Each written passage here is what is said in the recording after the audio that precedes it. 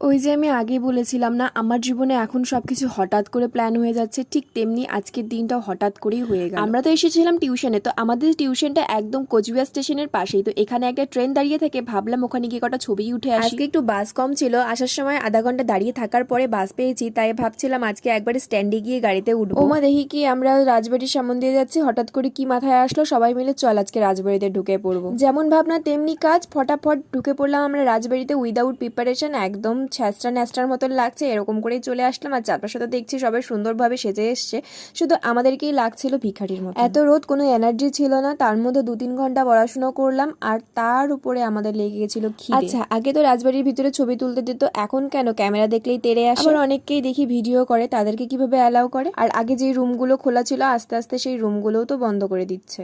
ওই যে অতি চালাকের গলায় দড়ি, এতক্ষণ দেখলাম ফাঁকা ফাঁকা বাসগুলো গেল, আর এখন দেখো স্ট্যান্ডে এসে বসে আছি, কখন বাস আসবে।